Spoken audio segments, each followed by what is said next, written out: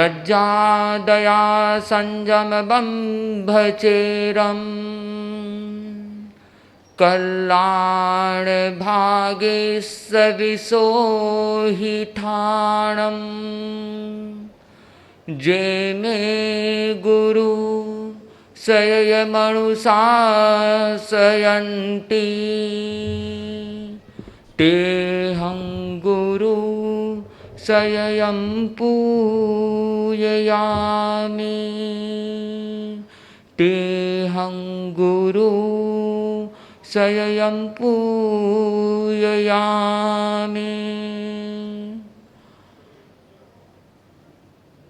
तीर्थंकर देवतुल्य परम पूज्य आचार्य प्रवर के श्री चरणों में वंदन। मुनि अनंत कुमार जी, कार्यशाला के संभागी भाई बहनें एवं अन्य धर्म श्रोताओं, आज का विषय है हर संसारी गुणवान। आपके हाथों में समरी मिल गई होगी, इसका एक बार वाचन करेंगे। आत्मिक गुणों के अल्पतम विकास से लेकर उसके संपूर्ण विकास तक की समस्त भूमिकाओं को जैन दर्शन में 14 भागों में बांट दिया गया है, जिनको गुणस्थान कहते हैं। शास्त्रों में गुणस्थान की जगह जीवस्थान नाम का भी प्रयोग मिलता है।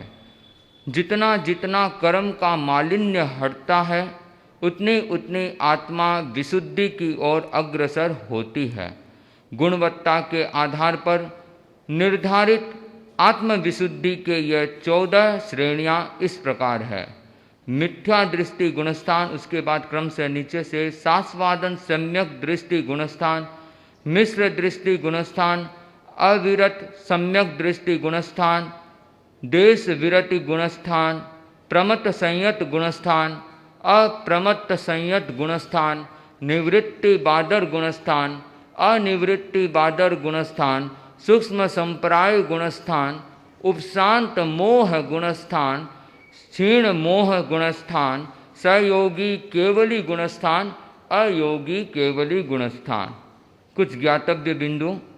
प्रथम गुणस्थान में जीवों का अक्षय भंडार है। इस गुणस्थान के अतिरिक्त अन्य किसी भी गुणस्थान में जीव अनंत काल तक नहीं रह सकता। देवता एवं नारकी में प्रथम 4 गुणस्थान ही पाते हैं।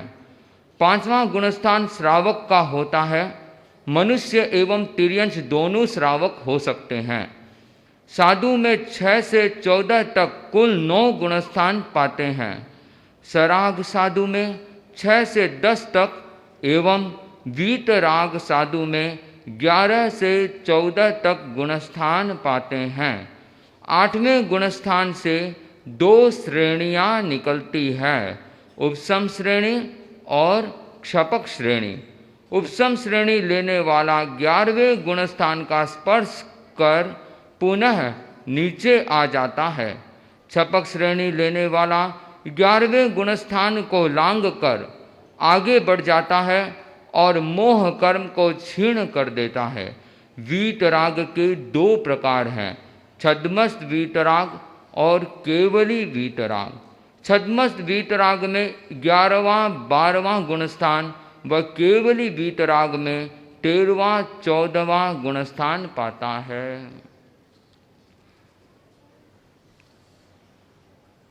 आज हम गुणस्थान की चर्चा करने जा रहे हैं और पूर्व कार्यशाला के प्रशिक्षण के क्रम में अनेक बार हमने ये सुना कि अमुक गुणस्थान की ये विशेषता है, अमुक में इतने गुणस्थान पाते हैं, मिथ्यात्वी में इतने गुणस्थान पाते हैं, सम्यक्त्वी में इतने गुणस्थान पाते हैं। और यदा कदा गुणस्थान शब्द का उपयोग कई बार हो चुका है। जैन तत्व दर्शन में गुणस्थान का भी अपना बड़ा महत्व रहा है, बहुत ही रोचक विषय है। और मैंने अनेक बार ये देखा है, सुना है, और पहले की बहनें गुणस्थान आदि अनेक विषय पर चर्चा किया करती थी। कई बार महाराज के पास आती और महाराज से कहती कि महाराज एक बोल दे दो, एक प्रश्न लेकर चली जाती, और उसके बाद बहनों में बताओ बहना, आत्मा में कितने, कौन से गुणस्थान कौन से जीव में पाते हैं, देवता में कितने गुणस्थान पाते हैं, साधु में कितने गुणस्थान, श्रावक में कितने गुणस्थान, किसमें कितनी आत्मा, किसमें कितना उपयोग, ऐसे तत्व चर्चाएं परस्पर करते रहते थे। आज भी ये क्रम चलता होगा। और जहाँ जहाँ कुछ पूछना होता तो संतों के पास आते, अपने जिज्ञासा का समाधान भी कर लेते और कोई नए बोल भी मांग लेते कि महाराज कोई नया बोल बख्शाओ, नए बोल लेकर जाते थे। तो तात्विक चर्चाओं में गुणस्थान की चर्चा का क्रम अतीत में भी रहा है और वर्तमान में भी बहुत रुचि का विषय है। आज हम उसी रुचि के विषय पर, उस गुणस्थान के विषय पर हम चर्चा करने जाएंगे। गुणस्थान का अर्थ क्या है? यदि एकदम सरलता से हम जाएं तो गुणस्थान का मतलब है सीढ़ी, सीढ़ियां। हम सीढ़ी के बारे में चर्चा करेंगे। सीढ़ी किसकी? आत्मिक गुणों के विकास की सीढ़ियां। अल्पतम विकास से संपूर्ण विकास तक पहुंचने की सीढ़ियां। हम ये 14 गुणस्थान की चर्चा कर रहे हैं। ये आत्मिक विकास की, स्वयं के विकास की 14 सीढ़ियां हैं। 14 सीढ़ियां। व्यक्ति अपूर्ण से संपूर्ण बनना चाहता है, सब कुछ प्राप्त करना चाहता है, खंडित से अखंडित, अखंड बनना चाहता है। वह नहीं चाहता कि मैं कोई ज्ञान से, शक्ति से या आत्मिक उज्ज्वलता से, ऊर्जा से खंडित रहूं। अखंड बनना चाहता है। अंधकार से प्रकाश की ओर जाना चाहता है कि पूर्ण ज्ञान का प्रकाश हो जाए। और अशाश्वत सुख से, क्षणिक सुख से शाश्वत सुख चाहता है। और यही साधना का लक्ष्य है। साधना का ही नहीं, जीवन का लक्ष्य है। और लक्ष्य नहीं कहूं, यही जीवन है। अपूर्णता से पूर्णता में जाना, अंधकार से प्रकाश में जाना, खंडित से अखंड बन जाना, यह साधना है। शाश्वत सुख को प्राप्त करना, यह जीवन है और यही जीवन का लक्ष्य है। हम ये जानते हैं कि हमें शाश्वत सुख चाहिए। हर व्यक्ति अपने जीवन में सुख चाहता है, हर प्राणी चाहता है। खंडित सुख कोई नहीं चाहता। गर्मी लगी, पसीना आ रहा है, आपने पंखा चालू कर दिया, थोड़ा सा सुख का आभास हुआ और अचानक लाइट गई तो वह सुख वापस चला गया। वैसा सुख नहीं, शाश्वत सुख। व्यक्ति ऐसा सुख चाहता है कि जो शाश्वत सुख एक बार आ जाए फिर कभी न जाए। कहा भी गया है अरहतवाणी में, सारे जीव जगत की अद्भुत एक रूपता है अशांति, अस्वाद्य, दुखद, अप्रिय, भयकारी। सारे जीव जगत की अद्भुत एक रूपता है अशांति, अस्वाद्य, दुखद, अप्रिय, भयकारी। घबराते कतराते सभी इस अशांति से, चाह बस एक खुली रहे नित सुख की क्यारी। दुखमय गर्म हवा का झोंका कभी न झेले, फैली रहे सामने केवल शांति हिमानी। आया रोकी अरहतवाणी, आया रोकी अरहतवाणी। सारे जीव चाहते हैं कि हमें शाश्वत सुख मिले, एक जीवन का लक्ष्य बना। हर व्यक्ति के जीवन का लक्ष्य बनना चाहिए। बिना लक्ष्य का जीवन आप यदि बिना लक्ष्य के कोई गाड़ी में बैठ गए तो कहाँ पहुंचोगे। ऐसे ही साधना मार्ग में भी एक लक्ष्य बताया गया, साधना का क्रम बताया गया। आजकल कोई भी प्रोजेक्ट या कॉन्सेप्ट पर चर्चा किया जाता है तो उसका देखा जाता है कि उसका विजन क्या है, मिशन क्या है, ऑब्जेक्टिव क्या है, उद्देश्य क्या है, गोल क्या है, लक्ष्य क्या है और उसके स्टेप्स क्या है। तो आज इस व्यवस्थित एक सिस्टमैटिक अप्रोच, एक व्यवस्थित प्रारूप साधना क्रम का एक सिस्टमैटिक रूप में हमें आगम से, भगवान की वाणी से प्राप्त हुआ। वह है 14 गुणस्थान कि एक साधक अपने जीवन में भी एक विजन बनाए, उसका एक लक्ष्य होना चाहिए, ऑब्जेक्टिव होना चाहिए, उद्देश्य होना चाहिए और कार्य करने का क्रम भी होना चाहिए, एक स्टेप होना चाहिए। तो अध्यात्म में बढ़ने वाला जैन दर्शन में यदि विजन पूछा जाए तो विजन है वीतरागता, राग द्वेष से मुक्त होना। राग द्वेष क्या है? नेगेटिव थॉट्स, नकारात्मक भाव, क्रोध, मान, माया, ईर्ष्या, घृणा, डिप्रेशन, टेंशन, हर व्यक्ति इससे दूर भागना चाहता है। और अध्यात्म का, जैन दर्शन के अध्यात्मवाद का लक्ष्य यही है कि वीतराग बनना। विजन यही है कि वीतराग बनना। मिशन क्या है? कि आत्मा का क्रमिक विकास, उज्ज्वलता, क्रम से हमारी उज्ज्वलता बढ़ती रहनी चाहिए। यह हमारा मिशन है। तो फिर तीसरा प्रश्न है कि हमारी ऑब्जेक्टिव क्या है, उद्देश्य क्या है?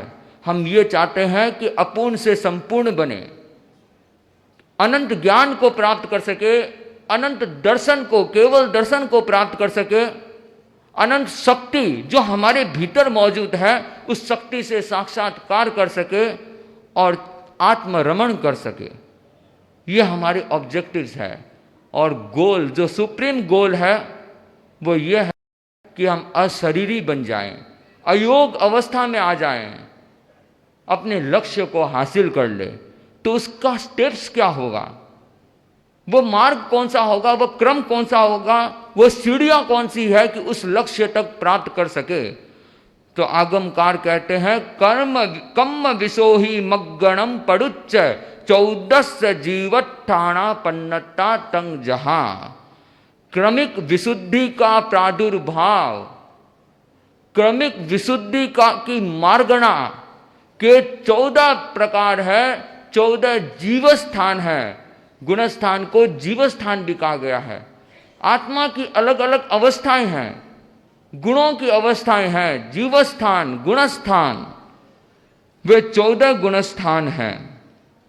और ये जैसे जैसे कर्म मल दूर होते रहते हैं वैसे ही वैसे गुणस्थान का प्रादुर्भाव होता रहता है, विकास होता रहता है। अब प्रश्न होता है कि यहां गुणस्थान क्यों का?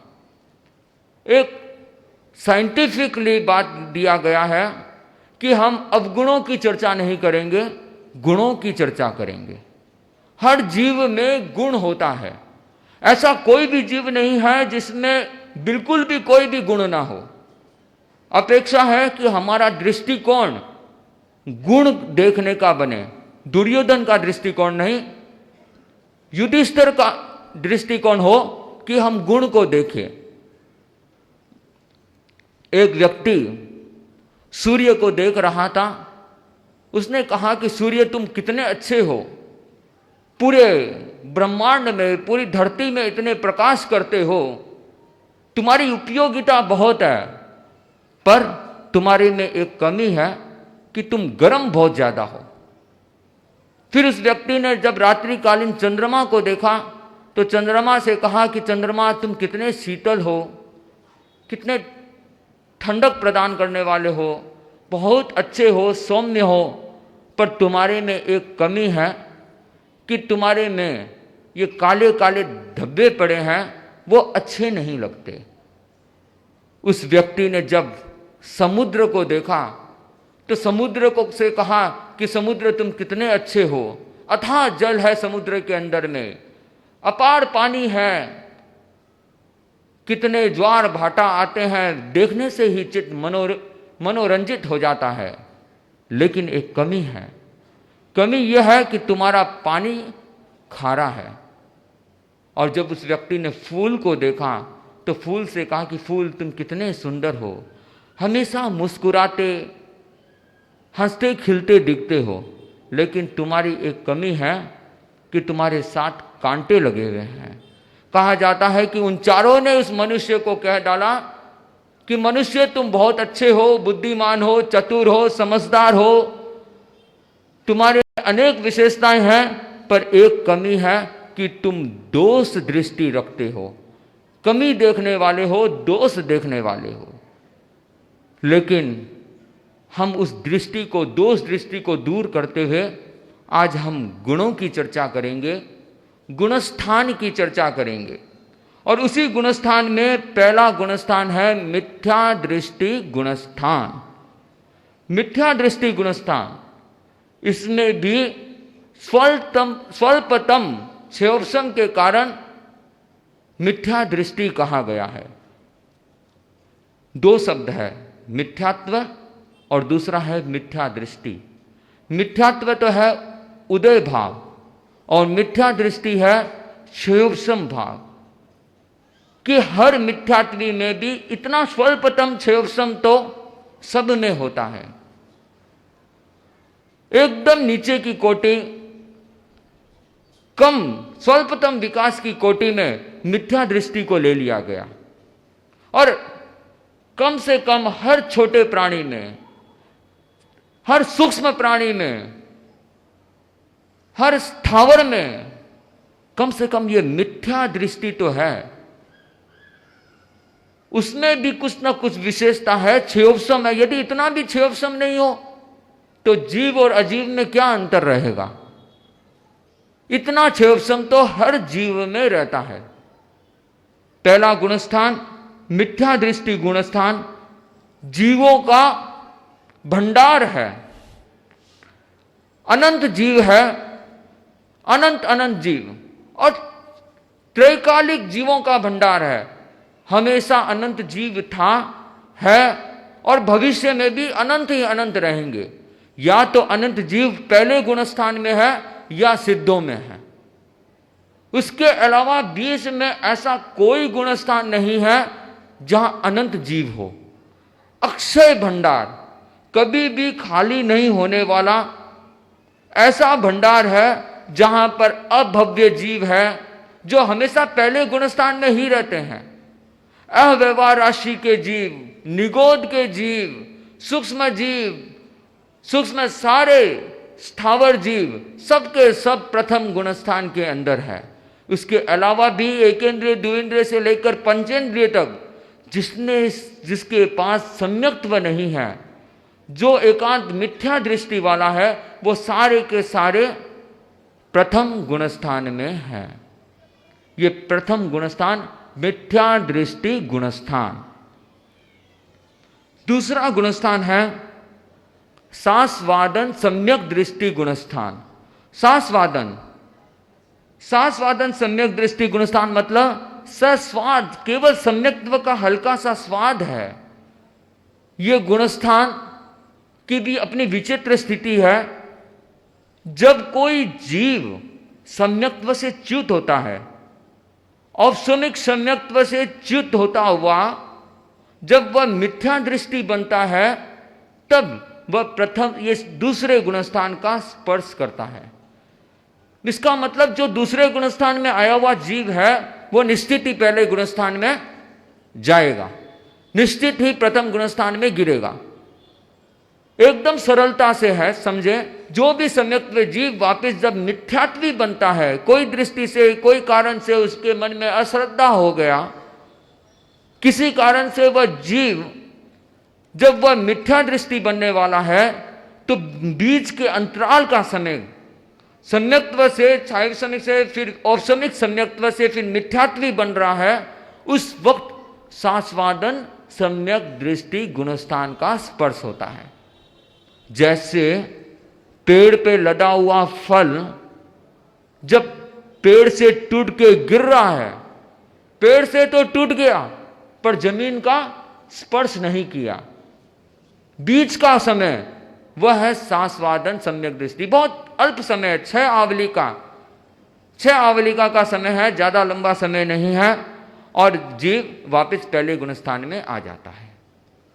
तीसरा गुणस्थान है मिश्र दृष्टि, सम्यक मिथ्या दृष्टि गुणस्थान। मिश्र गुणस्थान अर्थात दोलायमान अवस्था, नो हवाए नो पाराए, न इधर का न उधर का, मतलब मिश्र, न तो पूरा सम्यक दृष्टि है न पूरा मिथ्या दृष्टि है।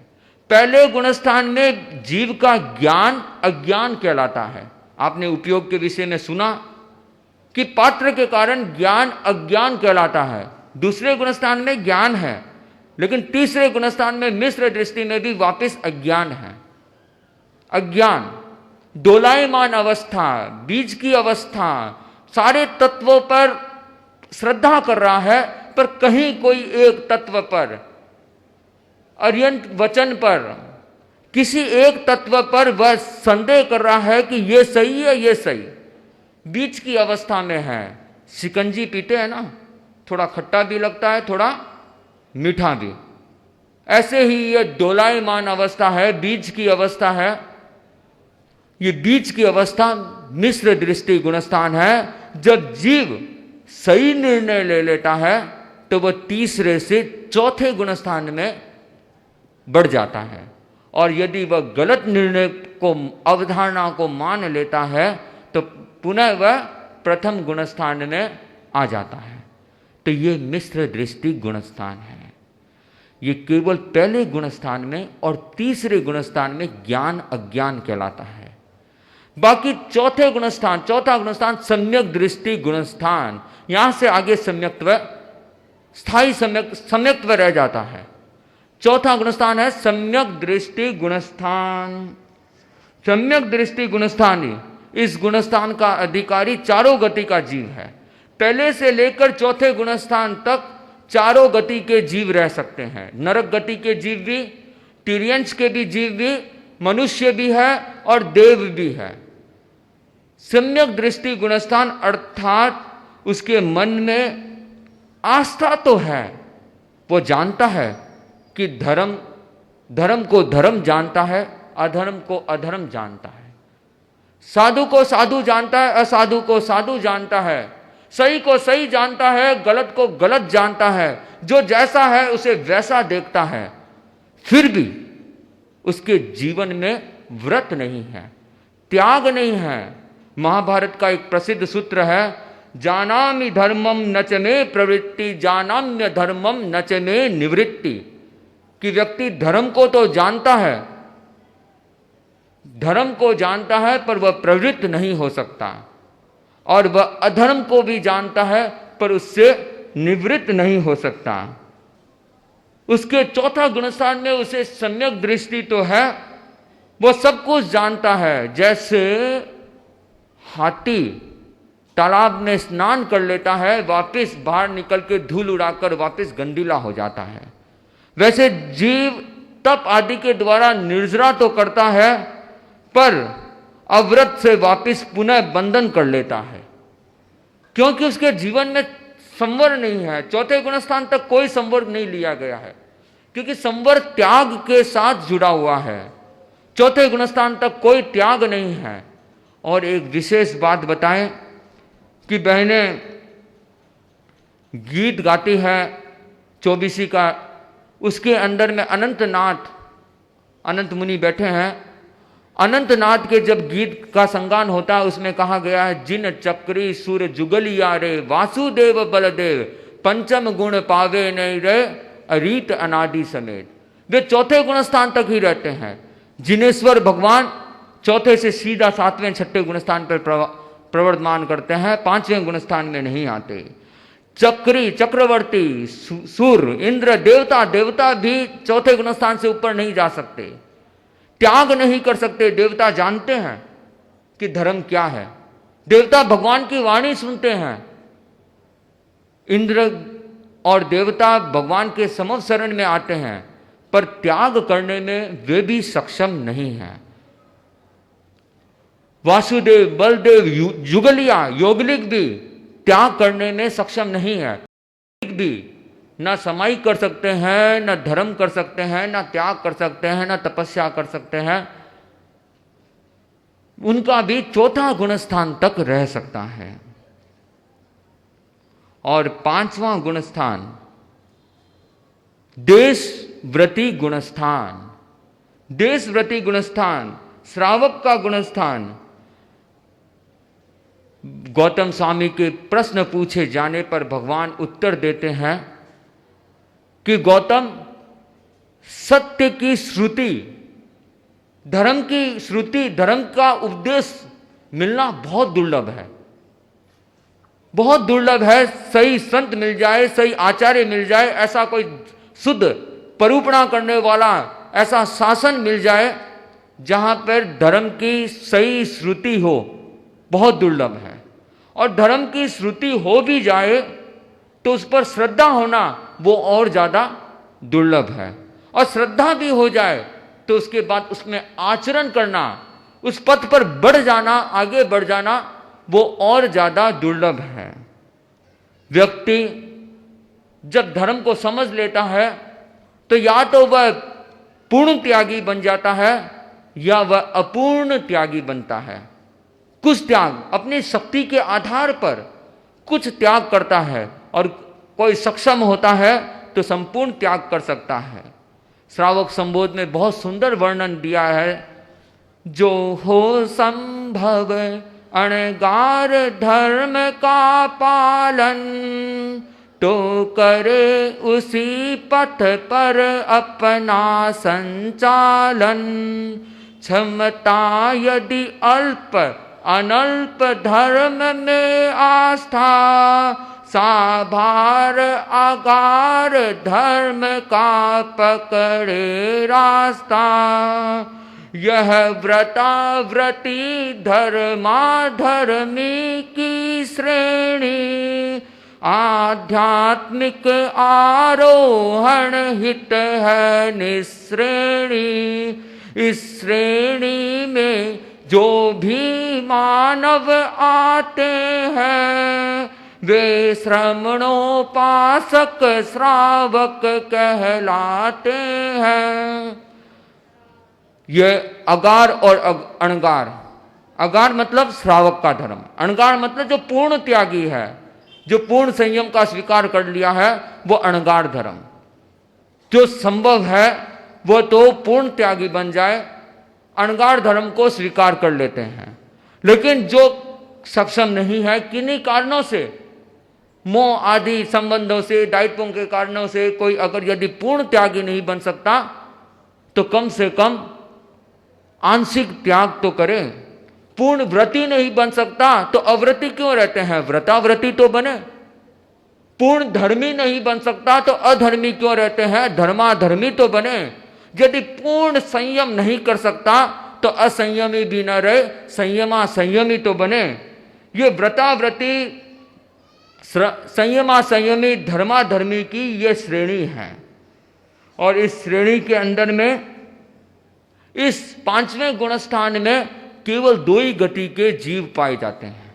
दो गति के, एक तिर्यंश गति और दूसरा मनुष्य गति।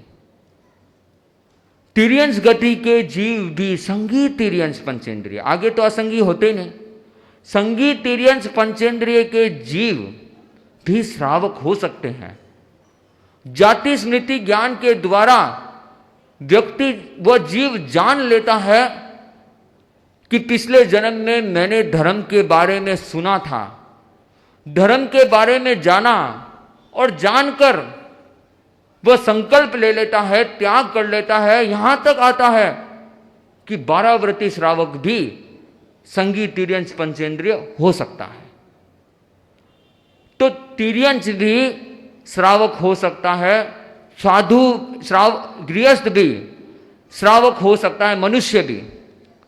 और यूं कहना चाहिए, मनुष्य श्रावक तो संख्यात की संख्या में है, लेकिन तिर्यंश श्रावक असंख्य की संख्या में है, असंख्य श्रावक अभी भी तिर्यन श्रावक है। मनुष्य क्षेत्र तो बहुत छोटा है, अढ़ाई द्वीप तक, अढ़ाई द्वीप के बाहर तो असंख्य द्वीप समुद्र है, वहां पे भी अनेक संगी तिर्यंश पंचेंद्रिय जीव है, वे भी श्रावक हो सकते हैं। श्रावकों की संख्या साधु की संख्या से बहुत अधिक है। तो श्रावक तिर्यंश और मनुष्य दोनों हो सकते हैं। छठा गुणस्थान प्रमत्त संयत गुणस्थान। प्रमत्त संयत गुणस्थान, जब व्यक्ति मनुष्य वैराग्यता से यदि वह पूर्ण महाव्रती बन जाता है, पूर्ण महाव्रती, संपूर्ण जावत जीवाय सावज्जम जोगम पच्चक खामी जावत जीवाय, यावत जीवन तक सावध्य योग का प्रत्याख्यान कर लेता है, तब वह साधु बन जाता है। लेकिन साधु बनते ही उसमें सबसे पहले यह ज्ञातव्य रहे, उस क्षण, पहले क्षण सातवां गुणस्थान आता है, फिर छठा गुणस्थान आता है। छठा सातवां ये क्रम बना रहता है। जब साधु अप्रमत्त अवस्था में है तो वह सातवें गुणस्थान में प्रादुर्भाव कर लेता है, आरोहण कर लेता है। और जब साधु प्रमाद में आ जाता है, प्रमाद मतलब प्रमाद, कहीं ना कहीं अनुत्साह, संयम के प्रति अनुत्साह हो जाता है, कहीं ना कहीं भान नहीं रहता, दोष का सेवन कर लेता है, कोई विचारधारा में ऊपर नीचे हो जाता है, तब वह अप्रमत्त अवस्था से प्रमत्त अवस्था में आ जाता है। अब ये एक जिज्ञासाएं, कई बार चर्चाएं कईयों के मन में आ जाता है कि साधु दोष सेवन कैसे कर लेते हैं, उनसे गलती कैसे हो जाती है, और साधु की गलती को देखकर विभिन्न प्रकार की अवधारणाएं बना लेते हैं। आखिर साधु क्या है? कोई आकाश से तो टपका नहीं। साधु भी आप लोगों के परिवार से आते हैं, दीक्षित होते हैं, परिवार का संस्कार उनके साथ जुड़ा हुआ होता है, छद्मस्त होते हैं, और छद्मस्तता के कारण, क्योंकि साधु ने जब ये संकल्प किया है, वेश परिवर्तन किया है, तो उसने वीतराग बनने का या वीतराग की साधना करने का संकल्प लिया है, न कि वो वीतराग बन गया। अभी तक वो छद्मस्त है। भिक्षु स्वामी की भाषा में, चूक छद्मस्त्री देखने मूरख देवे रोए, कि छद्मस्त की चूक देखकर अरे अरे अरे इसने कैसे कर दिया। अरे साधुओं में इतनी क्षमताएं होती है, वो प्रमादवश अपने लब्धियों का उपयोग कर लेता है। अनेक ऐसी लब्धियां होती है जो केवल साधु को ही होती है। जैसे आपने सुना, आहरक शरीर वाला आहरक लब्धि छोड़ता है, व्यक्रिय लब्धि छोड़ता है, विकुर्वणा करता है, ये सारे प्रमाद है। छठे गुणस्थान के अंदर ही ये कार्य होते हैं।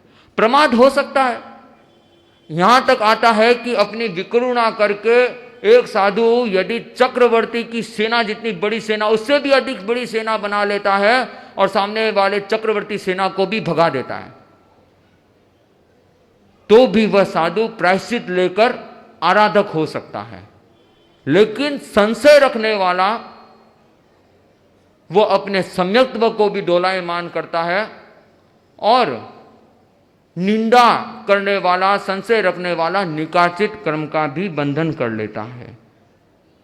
भिक्षु स्वामी ने यहां तक उल्लेख किया कि 6 लेस्या होती जद वीर में, होता 8 ही कर्म, छद्मस सूक्या 3 समय रे मूरख थापे धर्म, कि भगवान महावीर ने जीव की रक्षा कर दी, शीतल लेस्या लब्धि का प्रयोग कर दिया, वो तो धर्म है कि उन्होंने जीव की रक्षा नहीं।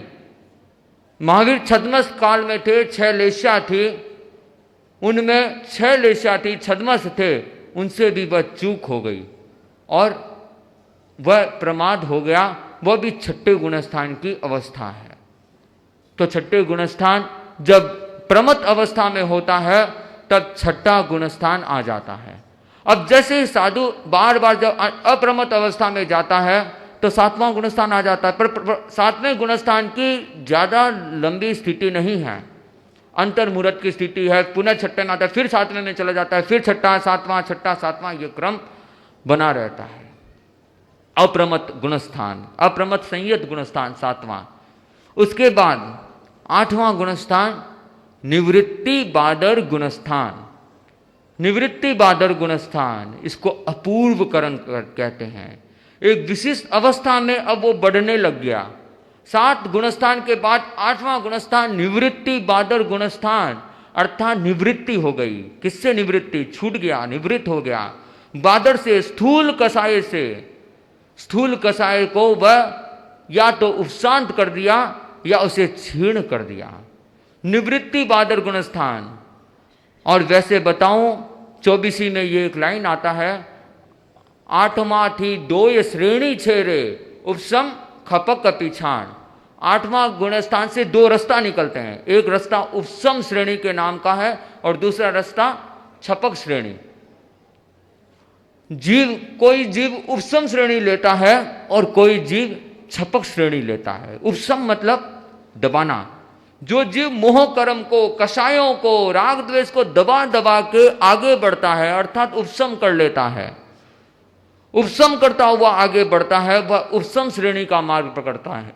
और जो जीव मोह कर्म का, कषायों का क्षय करता हुआ आगे बढ़ता है, वह छपक श्रेणी का मार्ग लेता है। बहुत सीधा सा है। 8वें गुणस्थान से 2 रास्ता निकल गया। ये एकदम समझने की बात है। 8वां थी दोय श्रेणी छेरे उपशम खपक पिछाण। उपशम श्रेणी और खपक श्रेणी। जो उपशम श्रेणी लेगा वो 11वें गुणस्थान का स्पर्श करेगा और पुनः लौटेगा। लेकिन छपक श्रेणी उसे लांग कर केवल्य को प्राप्त कर लेता है। तो ये 8वें गुणस्थान से 2 रास्ता निकलता है। 9वां गुणस्थान है अनिवृत्ति बादर।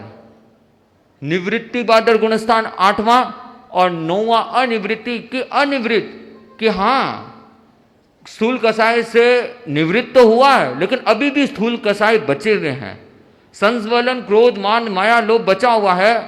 इसीलिए ये कह दिया निवृत्ति बादर गुणस्थान, अनिवृत्ति बादर गुणस्थान।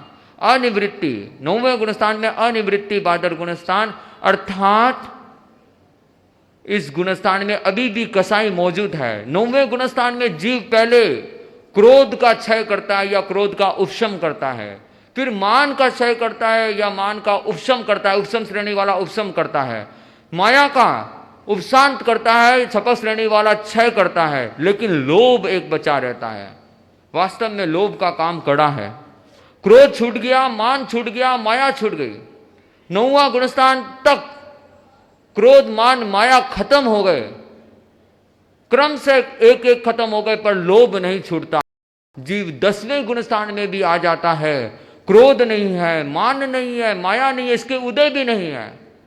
या तो उपशम श्रेणी वाला ने इसका उपशांत कर दिया, छपक श्रेणी ने उसका क्षय कर दिया, लेकिन लोभ है, लोभ, आसक्ति, लोभ है।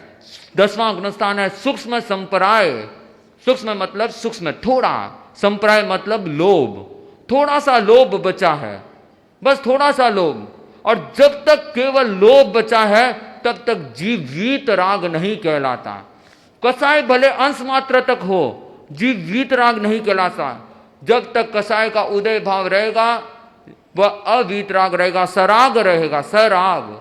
और कसाय जैसे ही छूटा वह जीव वीतराग बन जाएगा। एक श्रेणी का आरोहण हुआ, 9वें से 10वें गुणस्थान में आ गया।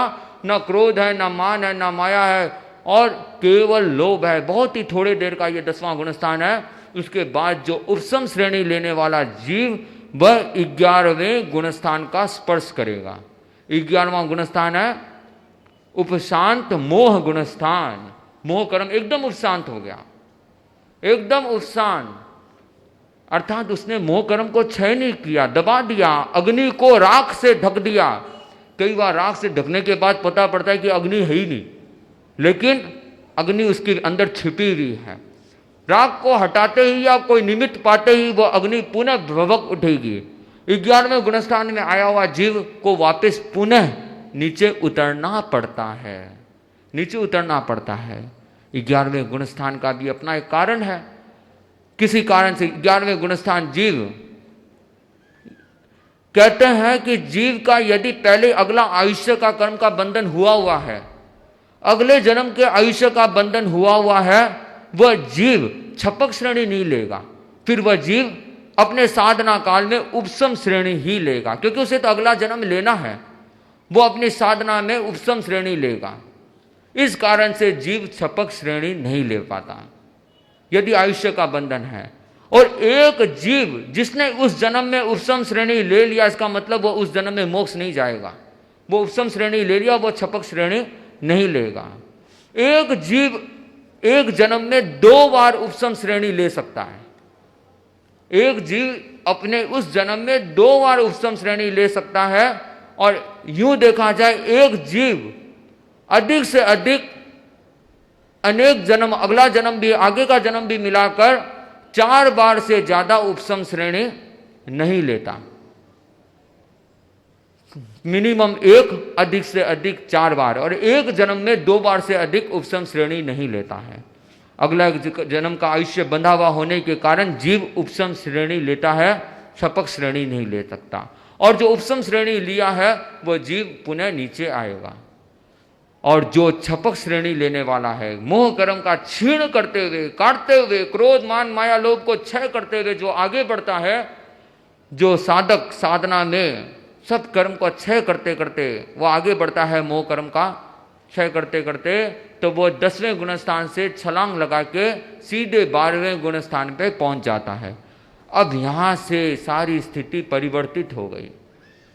12वां गुणस्थान से उसने मोह कर्म का क्षय कर लिया। क्षीण मोह गुणस्थान, 8 कर्मों में जो मूल राजा है, कर्मों का राजा, मूल कर्म, जो पाप बंधन का मूल हेतु है, मोह कर्म, उस कर्म का क्षय जीव 12वें गुणस्थान में कर डालता है। यूं तो मोह कर्म का उदय 10वें गुणस्थान तक है, उसके बाद तो 11वें में पूर्ण उपशांत है। 11वां, 12वां, 13वां, 14वां, ये चारों गुणस्थान वीतराग के हैं, वीतराग का गुणस्थान है, चारों ही वीतराग है। राग देश का कहीं उदय नहीं, 11वें में उपशांत हो रहता है, तो 12वें में मोह कर्म क्षीण हो गए। और जैसे ही मोह कर्म क्षीण हुआ, जीव 13वें गुणस्थान में प्रवेश करता है। 13वें गुणस्थान में बाकी घनघाटी कर्म, घनघाटी कर्म 4 है ना, मोहनीय कर्म है, और 3 ज्ञानावर्णीय, दर्शनावर्णीय, अंतराय कर्म। 2 कर्म होते हैं घनघाटी और अघाती कर्म। वे कर्म जो सीधा आत्मा के शक्तियों का घात करते हैं, आत्म शक्तियों को ढक देते हैं, उसका घात करते हैं, वो है घनघाटी कर्म। और जो कर्म आत्म शक्तियों को नहीं ढकते, जो आगे पौद्गलिक शक्तियों से भी संदर्भ रखने वाले हैं, सीधा प्रत्यक्ष आत्मा को घात नहीं करते, वो अघाती कर्म, जैसे वेदनीय कर्म, आयुष्य कर्म, नाम और गोत्र कर्म। तो 12वें गुणस्थान में मोह कर्म क्षय हुआ। एक इस कर्म शरीर की नींव हिल गई, नींव हिल गई, जो मूल राजा है वो हट गया, मोह कर्म क्षय। मोह कर्म क्षय होते ही जीव 13वें गुणस्थान आता है। आते ही प्रथम समय में ज्ञानावर्णीय कर्म, दर्शनावर्णीय कर्म और अंतराय कर्म को भी क्षय कर देता है। 13वें गुणस्थान में सहयोगी केवली गुणस्थान, केवल ज्ञान को प्राप्त कर लेता है। तीर्थंकर भी 13वें गुणस्थान में आने के बाद केवल्य प्राप्त करते हैं, फिर तीर्थ की स्थापना करते हैं, उपदेश देते हैं, केवल ज्ञानी उपदेश देते हैं। ये 13वें गुणस्थान की स्थिति है। पर 13वें गुणस्थान में भी सहयोगी गुणस्थान, योग है, मन वचन काय की प्रवृत्ति है। तीर्थंकर विहार भी करते हैं, द्रव्य मन का उपयोग होता है, भाषा का उपयोग होता है। तो ये 13वें गुणस्थान सहयोगी केवली, 4 कर्म क्षय हो गए। 4 कर्म का क्षय करने वाला 13वें गुणस्थान में आ जाता है। और बाकी 4 कर्म कौन से गुणस्थान में क्षय होते हैं? 14वें या 13वें? 14वें। बाकी 4 कर्म जीव 13वें गुणस्थान जब मोक्ष की ओर बढ़ता है तो वह 14वें गुणस्थान में प्रवेश करता है। 14वां गुणस्थान है अयोग अवस्था, अयोगी केवली। वो निवृत्ति का समय है, छूटने का समय है। सब कुछ मन वचन काय की प्रवृत्ति छूट गई, सब छूट रहा है। 14वें गुणस्थान तक भी 4 कर्म है, अभी भी 4 कर्म है। और जैसे ही 14वां गुणस्थान छूटना, बाकी 4 कर्म का क्षय होना और मोक्ष की प्राप्ति होना, तीनों एक ही समय में होता है। तीनों एक साथ होता है। एक ही समय में 14वां गुणस्थान छूटा, इधर निर्वाण की प्राप्ति हुई और इधर मोक्ष हो गया। कर्म 8 के 8 अवशिष्ट 4 कर्म भी क्षय हो गए। इस प्रकार से जीव, ये एक स्टेप्स है कि किस प्रकार आत्मिक उज्ज्वलता के द्वारा वह सिद्ध बुद्ध मुक्त होता है। और वह जीव की सहज गति है कि कर्म मुक्त होने के बाद वह ऊर्ध्व की तरफ गति करता है। ऊपर का जो भाग 2.5 द्वीप 45 लाख योजन का है, तो सिद्ध शिला भी 45 लाख योजन का है। ऊपर 45 लाख, सिद्ध शिला से ऊपर जहाँ धर्मास निकाय का जहाँ अंतिम छोर है, वहाँ जाकर जीव अवस्थित हो जाता है सिद्ध शिला में। वहाँ पर अनंत आत्माएं वहाँ जाकर अवस्थित हो जाते हैं। और जो अवगाहना यहाँ पर सांसारिक अवस्था में जो जीव की अवगाहना होती है, उसका 1/3 हिस्सा छोड़ दो, 2/3, क्योंकि अपने शरीर में पोला स्थान, खाली स्थान बहुत है, उस पोले स्थान को छोड़ दो तो हमारे शरीर का 2/3 हिस्सा बचता है। 2/3 हिस्सा जो सिद्ध जिस अवगाहना में मोक्ष प्राप्त करते हैं, उसका 2/3 हिस्सा में वो आत्म प्रदेश सीधा ऊर्ध्व गति में, ऊर्ध्व सिद्ध शिला में के ऊपर जाकर लोकांत में जाकर अवस्थित हो जाते हैं। इस प्रकार से ये 14 गुणस्थान का बड़ा रोचक ही क्रम है। और इसमें अनेक प्रश्न बन सकते हैं, अनेक जिज्ञासाएं बन सकते हैं। जब ये बहने गीत गाते हैं, तीर्ण गुण थाना अमर खया छे, 13 12 तीजो रे, आऊ अबंध 7वां आगे बलि तीजो गिन लीजो रे, कि 3 गुणस्थान अमर गुणस्थान है जिसमें जीव मरते नहीं हैं। एक तो तीसरे गुणस्थान में कोई जीव नहीं मरते, बाकी तीसरे गुणस्थान में जीव नहीं मरते, क्योंकि मरने से पहले, आयुष्य पूरा करने से पहले या तो वो मिथ्यात्वी हो जाएगा या सम्यक्त्वी हो जाएगा, क्योंकि वह चिंतन की अवस्था में कोई नहीं मरता, डोलायमान अवस्था में कोई नहीं मरता। दूसरा 12वां गुणस्थान अमर है और 13वां गुणस्थान अमर है। 3 गुण थाना अमर कया छे, 13 12 तीजो रे, 13वां 12वां और तीसरा गुणस्थान अमर है। और 5 गुणस्थान शाश्वत है, जिसमें हमेशा कोई ना कोई जीव रहते हैं, अनादि काल से है और अनंत काल तक रहेंगे। 5 गुणस्थान ऐसे हैं जिसमें जीव हमेशा से है। पहला गुणस्थान मिथ्या दृष्टि गुणस्थान, अक्षय भंडार, उसमें हमेशा से जीव है रहेंगे। दूसरा है चौथा गुणस्थान सम्यक दृष्टि गुणस्थान। तीसरा अविरत 5वां गुणस्थान श्रावक, हमेशा से है रहेंगे। चौथा गुणस्थान साधु, हमेशा त्रैकालिक साधु इस लोक में है रहेंगे।